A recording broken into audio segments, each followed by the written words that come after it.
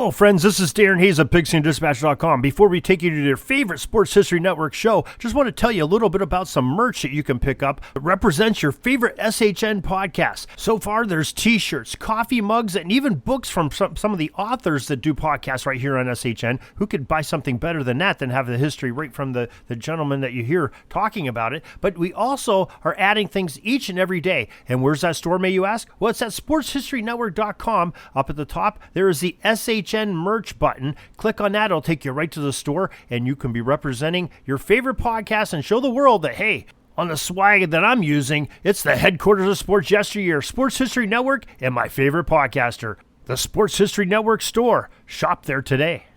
Author Neal Rosendaal joins us today to talk about one of the greatest players in football history, a real pioneer and trailblazer, Duke Slater, and his career with Iowa and in the NFL with the Rock Island Independents, as well as the Chicago Cardinals. Neal's coming up in just a moment. This is the Pigskin Daily History Dispatch, a podcast that covers the anniversaries of American football events throughout history on a day-to-day basis. Your host, Darren Hayes, is podcasting from America's North Shore to bring you the memories of the gridiron, one day at a time. So as we come out of the tunnel of the Sports History Network, let's take the field and go no huddle through the portal of positive gridiron history with PigskinDispatch.com. This podcast is part of the Sports History Network, your headquarters for the yesteryear of your favorite sport. You can learn more at SportsHistoryNetwork.com.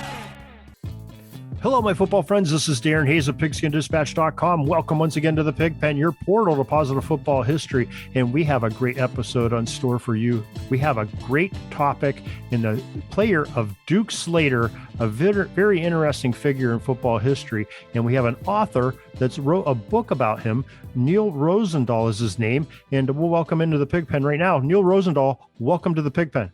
Hey, thanks so much for having me. Appreciate it. We really appreciate you taking the time to talk about, some great football history, and especially one man named Duke Slater that was very important to that football history.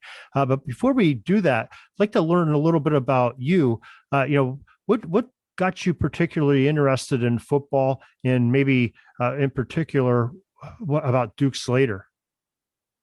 Well, I'm a Hawkeye fan. I grew up in the state of Iowa and attended the University of Iowa. So I've always loved the Hawkeyes, and I've loved sports history. That's something that has always sort of appealed to me, and that's why I love podcasts like this, because I really love delving into the history of the sport and kind of making it, especially for current fans, to kind of bring it to life, especially stories of people that they may not remember or may have been before their time. And it's kind of interesting because I know you guys here do a lot of, you're connected with the Sports Dispatch, and you do a lot with jersey numbers. And actually, the first book that I ever wrote, I co-authored a book called Hawkeye Greats by the Numbers. And basically it mentioned the greatest Hawkeye football or men's basketball player by the jersey numbers they wore. So we picked the greatest Hawkeye football or men's basketball player that wore jersey number 1, jersey number 2, all the way up through jersey number 50. And we selected what we considered to be the greatest Hawkeye football or men's basketball player to wear each specific jersey. And then for that player, we wrote a short chapter about him, and that was the book. And chapter 15 came along, and the greatest Hawkeye player, football player who wore jersey number 15 in our estimation was Duke Slater. And I had been interested in Duke Slater for a while. I had heard about his story, and Duke Slater is one of these stories that when you hear a little bit about him, you just hear more and more and more stories. And I just became increasingly fascinated by this guy. And I was fortunate enough to write the chapter on Duke Slater for that book, Hawkeye Greats by the Numbers. But he had one of these stories where I just said, you know what? I could write a whole book just about him. And as someone who's a writer, that's kind of a dangerous thing to say, because it sort of becomes destiny in some sense. So I wound up deciding to write a book about him. And I published his biography back in 2012. And, one of the things about writing the book was he'd kind of been forgotten. He'd kind of been overlooked. And I wanted to get him more recognition. I want to kind of bring him back into the public eye. And I'm so thankful and grateful to be able to say that really over the last decade, we have really elevated Duke Slater's legacy sort of in the public consciousness. He's been honored in a number of ways, which have been really outstanding. And it's been great to see, because I think more and more people have heard this story and learned about Duke Slater. And it's just an incredible story. So it was really an honor for me to tell it. Well, he is definitely a great player. And I had the honor and the privilege last year to be at the Pro Football Hall of Fame for the induction ceremonies. I'm from Western Pennsylvania, so there was a bunch of Steelers going in, and you had 2 different years. You had the COVID year 2020 going in, and the year 2021 class going in. And Duke Slater, I believe, was part of that 2020 class going in at that time for the Pro Football Hall of Fame. So it was quite an honor to sit there, even though he wasn't present. It was a great honor to just have the legacy and have the chat and some of the things popping up on the screen, some scenes and pictures of him and his presenter. So it was great, that feeling there. Yeah, it was actually one of the best weekends I've had, honestly, because I actually and you know this because you were there, but because of the way it was set up. So when I wrote the book on Duke Slater, one of my main goals was to try to lobby for him to get into the Pro Football Hall of Fame. And of course, to lobby for someone to get into the Pro Football Hall of Fame, the competition is so stiff. Everybody wants in the Hall of Fame, and there are so many worthy people. And I was lobbying for years to hopefully get that done. And then he was finally elected as part of that centennial class in 2020.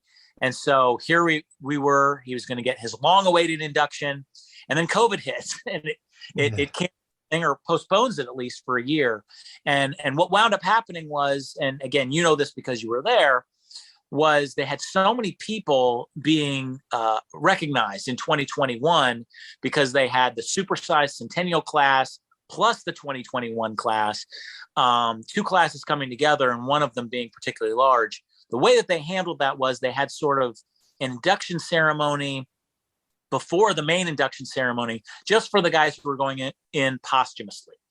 People like Duke Slater, who were deceased, who were going in, they sort of had a special ceremony for them earlier, just so they could kind of, control the numbers in a lot of ways.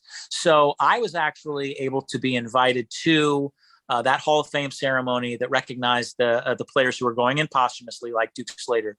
After writing the book, I was able to connect with Sandra Wilkins, who is Duke Slater's niece.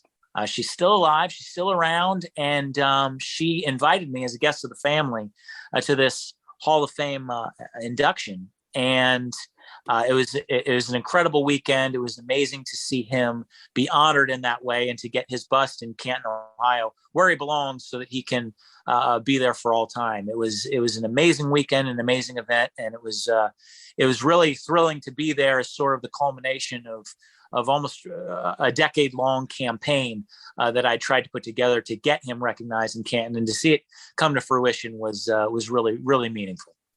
Well, as the guy used to say on the A team, you got to love it when a plan comes together. And you were a great part of that, and we appreciate you preserving that football history. And I think everybody in the football community applauds you and everybody else that fought for getting Duke Slater in there, because he's definitely worthy of being there. That's for sure. So. He definitely is, and it's all about sort of preserving his legacy. I think John Madden was the one who said it in his induction speech. Like, he always envisioned when the lights go down that all the busts sort of talk to each other at night, and talk football. And I always felt so strongly that Duke Slater needed to be part of that conversation. He needed to have his voice there because of what he went through as one of the greatest players in the NFL in the 1920s. And to do it as a black man and the first black lineman in the history of the NFL, his was a voice that needed to be in that room when those lights go down. And now it is, and it will be forever. And I think as people come to visit Canton, Ohio, a year from now, 10 years from now, 50 years from now, they'll be able to see his bust there and be able to say, hey, who is he, and learn more about him and discover his story. And that's an amazing thing that'll be preserved for history. I think that's just so meaningful and so wonderful. Yeah, absolutely. And I guess I've I apologize. I have not announced the name of your title of your book, and we're going to do it here a bunch of times. But the title of your book is Duke Slater, Pioneering Black NFL Player and Judge. Neal Rosendaal as the author. So I'll make sure we mention that. Now, why don't you let us know where that's available, where people can get that? Absolutely. It was published by McFarland and Company back, like I said, about 10 years ago. So you can get it I think there are some bookstores that carry it, but the best way to get it generally is online. Amazon, Barnes and Noble, any online retailer can really get it for you. Or of course, maybe the best way from my personal viewpoint, if you want to do it this way, is you can go to dukeslater.com, which is my website. And if you go to dukeslater.com, it will take you to a page where you can order it right off the website directly from me, and helps me out a little bit more as an author. But honestly, however you get the book, if you want to go out and get the book, however you get the book is fine by me, because I just want people to hear the story and learn more about this amazing guy. Well, very well said. Well, why don't we go back to the beginnings of Duke Slater? We sort of jumped ahead, told everybody the outcome. He's in the Pro Football Hall of Fame. And we alluded to earlier, Iowa, and that's how you became associated with him and gained a lot of interest on him. So why don't you tell us what happened before he was at Iowa and got him involved in football? Well, he actually was he was born in Normal, Illinois, but he grew up on the south side of Chicago, and he spent his childhood years there on the south side of Chicago. And he loved the sport of football from the very beginning, from being a young kid. And the interesting thing about it was he loved the tackling. He loved being a lineman. And the thing was, whenever there was a neighborhood game going up, there was always a place for Duke Slater, because there was always people who wanted to be the ball carriers. They wanted to carry the ball, wanted to catch the ball, do all that stuff, but they always needed linemen. So he always had a game, the ability to find a neighborhood game. And that's where he learned the game of football. He was on the streets of the south side of Chicago. And his father, George Slater, was a strong influence in Duke Slater's life. George Slater was a minister, an AME minister. And George Slater became the head pastor at an AME church in Clinton, Iowa, when Duke Slater was 13 years old. And that's what had Duke Slater relocate from the south side of Chicago to the state of Iowa, to Clinton, Iowa. Clinton is a Mississippi River town. It's a little city on the shores of the Mississippi River, just on the Iowa side there. And that wound up being where Duke Slater attended high school. And then being in the state of Iowa, that wound up leading him to the University of Iowa and on to his football fame. But that was sort of his upbringing. And again, his father was a huge influence on his life, not only from a football perspective, but obviously off the field. He made a real imprint on Duke Slater and raised him right, and he became an upstanding man and, of course, an amazing person. Okay, and just to let the listeners know the time period that we're talking about, Duke Slater was born in 1898, so this is early 20th century, early football. Putting it in perspective, the NFL doesn't start as the APFA until 1920. So this is really at the grassroots of football here that he's playing, even on the sandlots. Yeah, a true pioneer in terms of, the time period. He was, he actually only played 3 seasons at Clinton High School from 1913 to 1915. And then he played at the University of Iowa just after World War I, is your time period. He was, to our knowledge, the third documented Black player in the history of the Hawkeye football program. And even that was fairly unusual to be the third, because most football programs, even up north, a number of football programs had not even had a Black player by that point. So he really was a pioneer for Black players in a very early era of football. And he wound up becoming one of the most honestly, without exaggeration, one of the most dominant football players that college football had ever seen in his career. And he just carried that into the NFL. And I'm assuming this is back of single platoon football, so he's playing both sides of the line, offense and defense. Duke Slater was actually known, particularly in the NFL, for playing all 60 minutes of the game. He'd play offense, defense, special teams. He would run punts down. He would, he blocked for the kickoff team. For the kick returners. He would never leave the field. For his time in Rock Island. He played all 60 minutes, which was not unheard of in those days, but he would play all 60 minutes of every game for an entire season. And then he did that season after season for almost every game that he played in Rock Island for years and years in a row. And that was particularly unusual it wasn't unusual to play all 60 minutes, but to do it game after game, season after season was highly unusual. And he was a tackle. He played offensive tackle while on offense, and then on defense, he played defensive end. So he was someone who obviously, as both an offensive tackle and a defensive end, someone who had a very strong impact on the game. Although, again, not as someone who didn't carry the ball, maybe someone who might be overlooked by some. But he had a dramatic impact on the game from those positions, and just a phenomenal two-way player. Well, that especially the era and the positions that he's playing in, to play every minute of every game, season upon season. I mean, that is quite a testament to the guy. Must have been one tough hombre to be able to take that, because it was a lot more brutal than the football that we know today. Even by today's standards, it's pretty brutal. Well, and also you imagine the fact that as a black player, and there weren't a ton of documented stories about this, but as a black player that he was subject to cheap shots, late hits, all those kinds of things. So yes, to be able to play and to stay in there and to do it game after game, season after season was incredible. And it's funny because, I tell this story, and I mentioned how his father had such a huge influence on him. Duke Slater only played 3 seasons of high school football. And the reason for that was his father did not want him playing football. His father thought that football was a game for roughnecks, and his father was legitimately afraid that he'd be seriously hurt. And, and this was an era where people were dying on the football field. So it wasn't an ill-founded sort of fear that his father had. Well, his father eventually relented and allowed him to play, but he did so by forcing Duke Slater to promise that he would take every precaution to not get hurt. And it's interesting to, hear that what happened was in his high school days, he would come home beat up, sore, whatever else.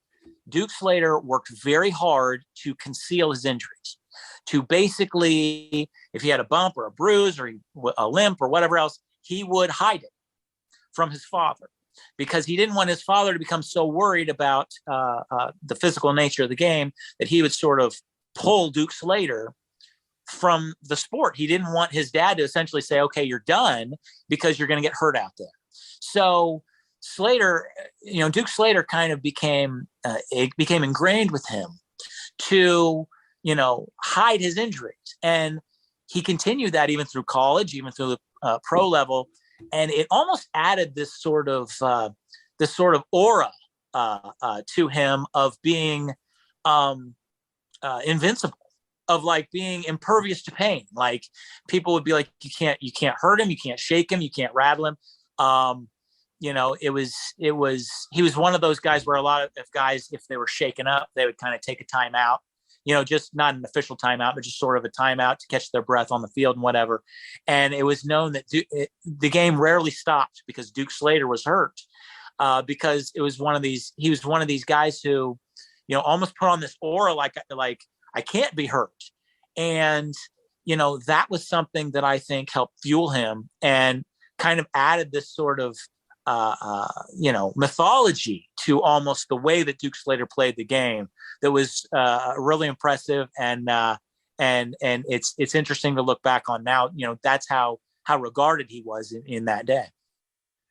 Yeah, it's making me a little bit embarrassed. I get up every morning and complain about, a sore elbow or something. This guy's, getting just snot kicked out of him and pounding away at some other big guy for, and they're playing more than one game a week sometimes, especially when he was with Rock Island.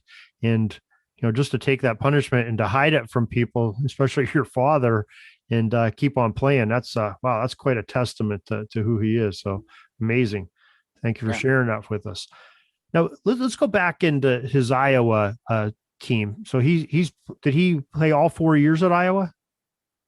He played 4 years at Iowa because his first season in 1918 was at the height of World War I, and eligibility rules were suspended. So he was actually allowed to play that season and then allowed to play the 3 seasons that players typically got during those days.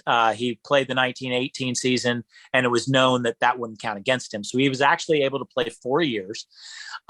He was a first-team All-American he was an All-American he was a second-team All-American in 1919, his sophomore season. He was one of the first Black players in the history of college football to be named an All-American and to earn All-American honors. I believe he was something like the 6th Black player to ever earn All-American honors, behind guys like Paul Robeson, Fritz Pollard, and others like that. But then in 1921, that was really the year that shot him to really collegiate fame. He was a rock on Iowa's 1921 team, which might be the greatest team in the history of the University of Iowa football program. The Hawkeyes went undefeated, untied. In fact, they never trailed at any point in the season. They never trailed an opponent. They won the outright Big Ten championship for the first time in school history. And they have a legitimate claim for the mythical national championship of that year. Of course, national titles back then, well open to dispute, very much a mythical national championship.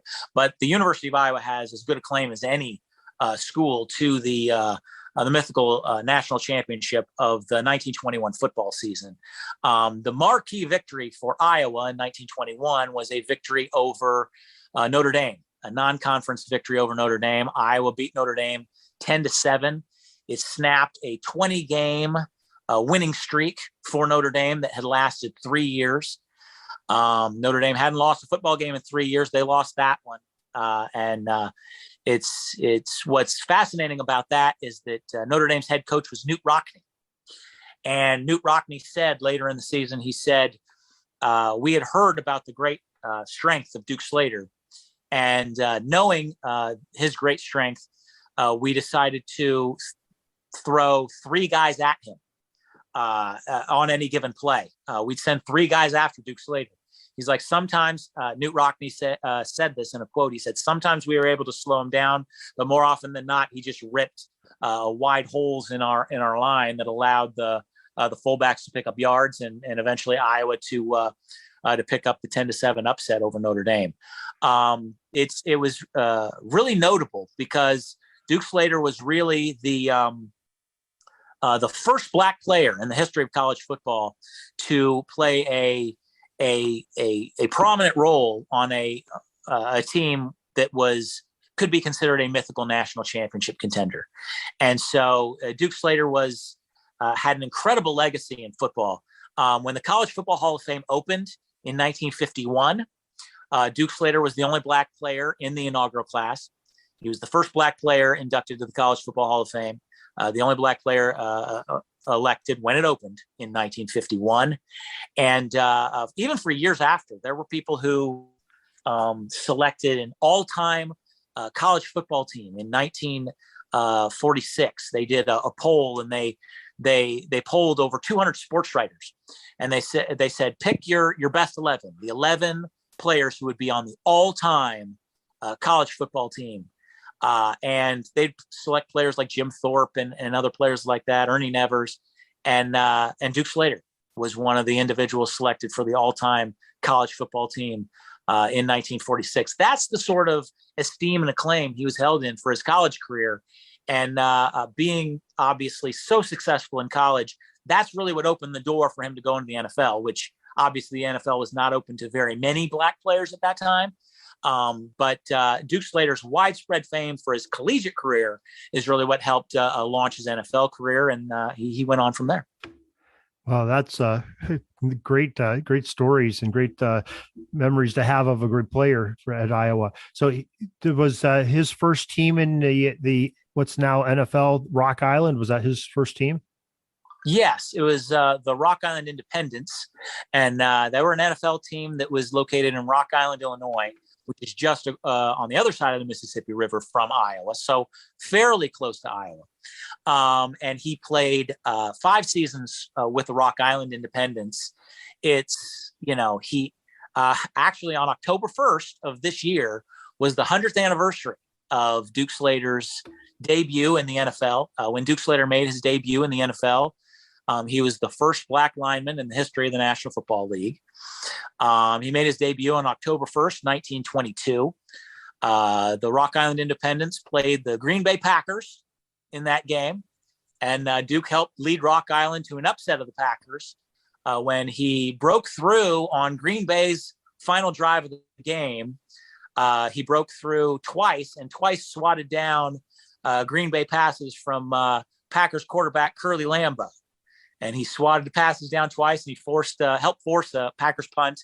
And the Rock Island Independents held on for 1913, I believe, victory in that game. But that was when he made his debut with Rock Island and was one of the greatest players in the history of that franchise, which of course did not last. But they're one of the great teams of the 1920s when you think of early era NFL. That's how he got his start, and then he spent his final 5+ years of his career with the Chicago Cardinals, who of course are now known as the Arizona Cardinals. But that's how he started his career. And I want to mention too, what's interesting about his time in Rock Island was, you mentioned the work ethic. One of the things that's amazing about Duke Slater is the work ethic that he had. He graduated from the University of Iowa, and then he enrolled at University of Iowa Law School. And one of the things he would do was he would attend the University of Iowa College of Law. He'd attend law classes on Monday, Tuesday, Wednesday, early in the week. And when he was done with that, then he'd make the trek out to Rock Island, which is in the Quad Cities, about an hour's drive away today, probably a little longer back in those days. But he'd go out to Rock Island, and then he'd practice with the Rock Island Independents for a few days, and then play an NFL game on Sunday. And then on a Monday, he'd be right back in Iowa City for his law classes again. And, you think about a guy like that who's, attending law classes and going to NFL games. And you mentioned it. It's like some days I have a hard time getting motivated to get out of bed in the morning. And here's a guy who's in the NFL and in law school at the same time.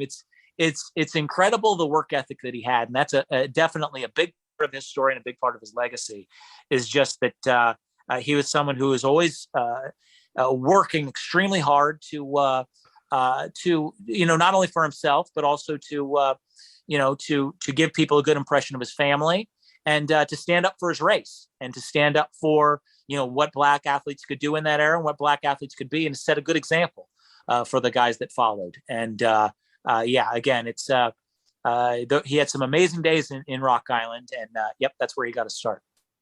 Wow, that's it's really inspirational to hear that, and it had to be an inspiration to younger people, not only of African American descent, but even anybody that heard his story. Boy, that had to, you're working real hard, you're playing football, and you're going to school and making that journey. That's a lot to do. That's pretty good role model to be. So he with Rock Island, he moved to the Cardinals, as you said, and he had some good success with the Cardinals too. Oh, absolutely. Well, he had some great moments with Rock Island. I always tell the story that his best season with the Rock Island Independents was in 1924. Rock Island normally was not really much of a factor in the NFL, but in 1924, after the first month of the season, Rock Island was actually undefeated and on top of the NFL standings. And then Rock Island had a game down in Kansas City against an expansion team called the Kansas City Blues.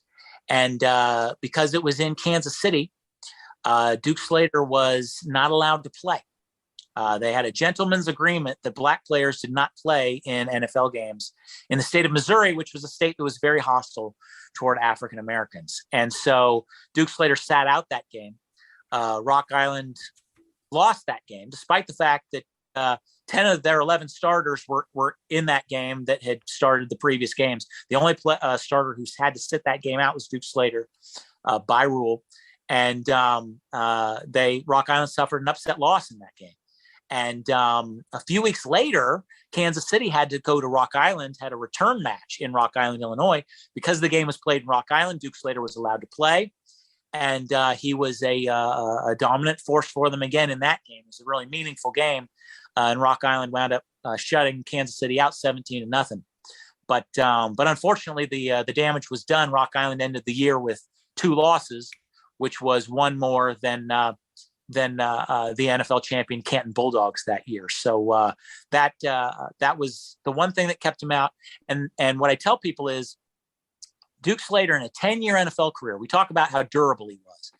The only game he missed in a 10-year NFL career was that game. It was not due to injury. It was not due to illness, because he was sidelined by rule by that gentleman's agreement that existed back then. And Duke Slater wound up, ironically enough, playing 99 professional football games in the NFL and AFL combined. He was one game short of playing 100 football games in his pro football career. And it was because of the one game that they made him sit out. So yeah, he had some great moments in Rock Island. He was a perennial All-Pro in Rock Island. Well, the Rock Island franchise actually folded after the 1926 season. And Duke Slater was quickly signed by the Chicago Cardinals for a couple of games that season, and then beginning full time in 1927. And the Chicago Cardinals, for listeners who don't know or don't remember, back in the day, the Chicago Cardinals were the other NFL team in Chicago alongside the Chicago Bears, and the Bears and Cardinals had sort of a Cubs White Sox type of hold on pro football. The Bears were the North Siders. The Bears were like the Cubs.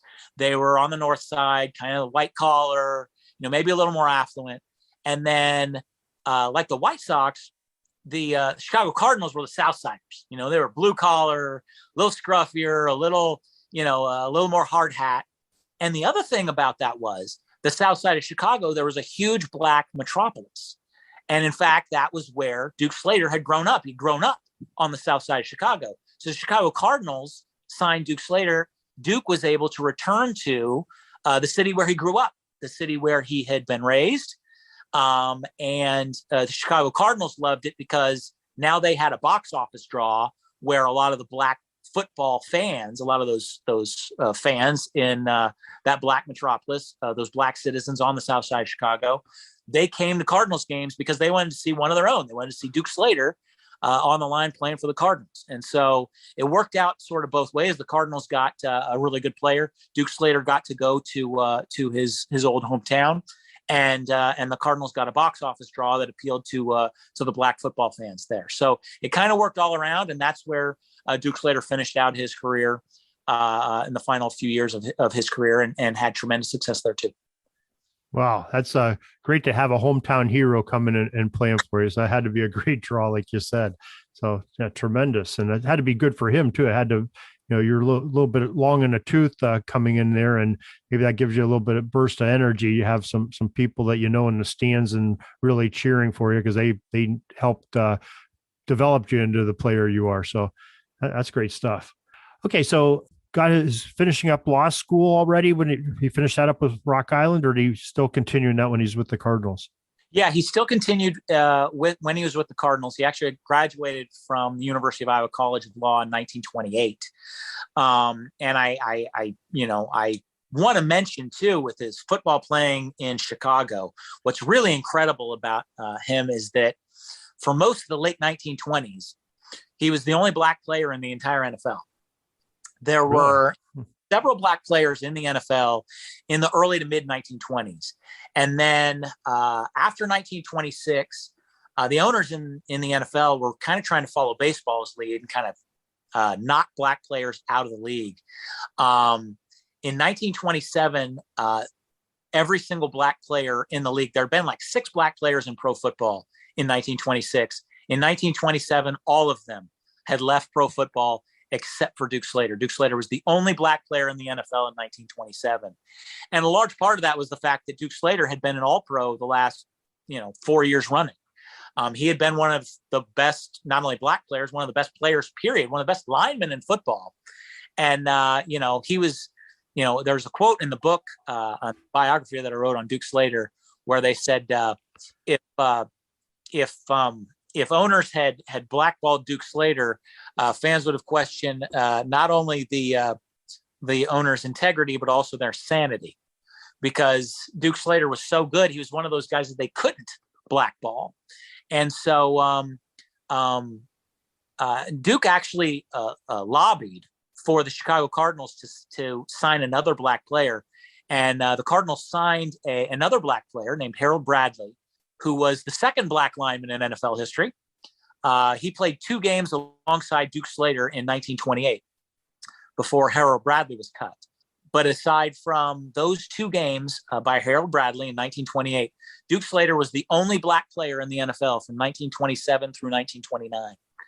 And so Duke Slater was the only black player in the NFL in 1927 and 1929, and yet he was an all-pro both seasons. So that tells you how good he was while he was sort of he really held the door open. He kept a ban on black players from coming down. It would have come down in 1927 if he hadn't held the door open. But he kept the door open for other black players to enter the league.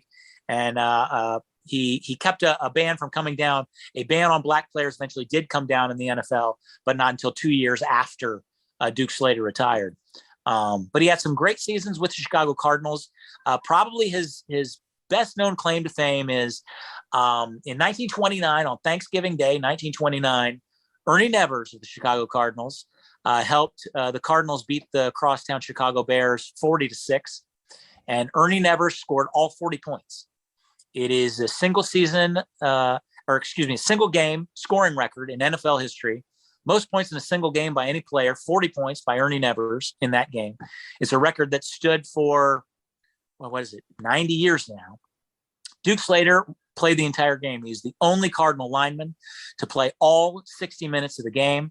And a number of the post-game accounts credited Duke Slater with being the man who kept the Bear front wobbly, as they said. A lot of Nevers' gains came behind Duke Slater's blocking. And that was probably maybe his single greatest game or his single greatest moment in the NFL. But he played 10 seasons and then retired from the NFL. And then he used his law degree to start sort of the next chapter of his professional life. But he had some incredible moments. And again, he retired as a 7-time All-Pro, having played 10 seasons. He had one of the longest careers in NFL history at the time of his retirement, and was really, truly one of the great players of the 1920s NFL. Wow, that is quite a lot of accolades, and definitely deserves to be in the Pro Football Hall of Fame. One of the things that but I'll say this, one of the things that I'm really excited about is that the University of Iowa, my alma mater, which is kind of how I came into Duke Slater's story, they've done a tremendous job recognizing him and honoring him at the University of Iowa. In 2019, they decided to put a relief of him, carve a relief of him on the side of the stadium. And it's several feet wide, I think maybe 10 feet wide. It's a huge relief, and it depicts Duke Slater blocking 3 Notre Dame men in that game against Notre Dame in 1921. And then maybe his greatest honor from the University of Iowa came a couple of years later. Just last year, the University of Iowa named their field at Kinnick Stadium Duke Slater Field. After Duke Slater. And now if you watch Hawkeye football games on television, you'll see emblazoned on the field at Kinnick Stadium. You'll see Duke Slater Field on the field at Kinnick Stadium where the Hawkeyes play football. And it's just a tremendous honor, collegiate honor for him. And so it's really, I think, given him a lot of exposure for Big Ten fans who, if you watch a Hawkeye football game at the University of Iowa, you'll see on television, you'll see Duke Slater Field on the field. And it's caused more than one person to say, who's Duke Slater? Who's that? And it's been a great opportunity for people to learn his story that way too. So again, the honors that he's been receiving over the past 5-10 years have been just so exciting and so thrilling to me personally. And again, just so worthwhile for a man with the achievements that he had. Well, that's great, and just to think you're a part of that, of helping people recognize that legacy. So, speaking of that, let's get the opportunity to tell the name of your book and where people can pick it up at. Yeah. Again, you said it's Duke Slater, pioneering Black NFL player and judge. I believe it's the published by McFarland and Company. They picked the subtitle, which is. Throws a lot in there at you, but obviously all worthwhile. Just search for Duke Slater, and you'll find the book. You can find it on Amazon, you can find it on Barnes and Noble, or you can find it on my website. I'd love it if you came and visited my website and bought it off there. But it's DukeSlater.com. Just type in DukeSlater.com and it'll get you there, and you'll find all the information on Duke Slater and a way to purchase the book.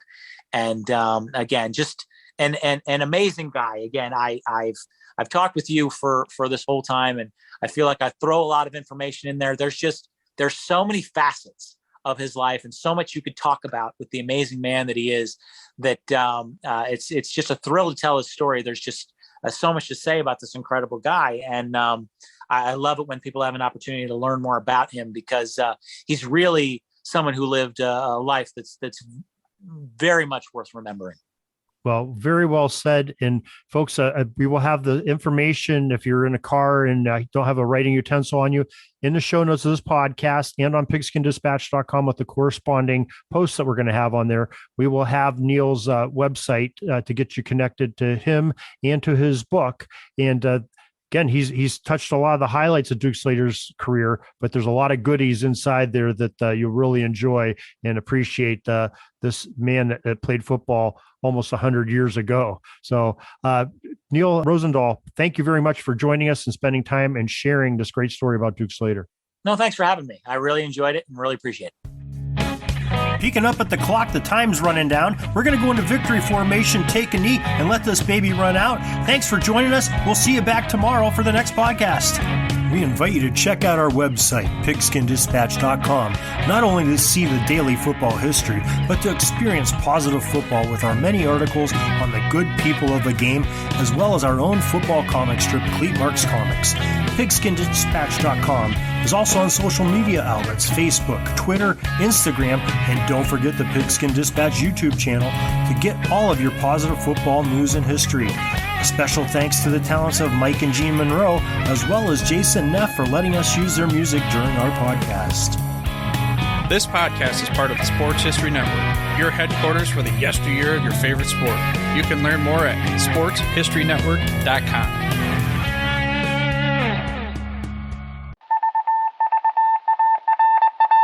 It was just another ordinary day in the offices of the Pittsburgh Guardian newspaper circa 1924. But for Marla Delft, assistant editor, everything was about to change. For she was about to discover the awesome attractiveness of Row 1 brand retro sports paraphernalia items thanks to Orville Mulligan, sports writer. And there it is. Wow, Orville, that's really the bee's knees. Isn't it just? A poster-sized replica of the actual 1909 World Series program cover. I can see that. But where did you get it? And where'd you get it framed? I ordered it from the Row 1 website, where over 6,000 items of sports memorabilia from the 1880s to the 1990s are available for reproduction, in multiple sizes and in several different materials, with over a dozen styles of frame to choose from for prints like this. Well, I'm sure Mr. Delft would love to put up more of these in the office. But I'm equally as sure they're beyond this newspaper's budget. Not at all, my dear Marla. See for yourself. Go to sportshistorynetwork.com/row1. sportshistorynetwork.com/row1. Oh my, these are good prices. Oh, and look at this stuff. Oklahoma-Nebraska football, college basketball art, Michael Jordan items. And so it retro was that sports Marla Delft advertisement discovered the placards. splendiferous magic of Row 1 sports memorabilia, arts, and prints. You can too by visiting sportshistorynetwork.com/row1. That's ROW1 today for access to the full Row 1 catalog of gallery prints and gifts like t-shirts, long sleeve shirts, telephone cases, coffee mugs, blankets, pillows, towels, and even shower curtains. Act today for 15% discount off all prints with coupon code SHN15 and 20% off all other items with coupon code SHN20 at checkout. And keep your dial locked to the Sports History Network for the exciting chronicles of the 1920 sports world in Orville Mulligan, Sports Writer. Coming soon.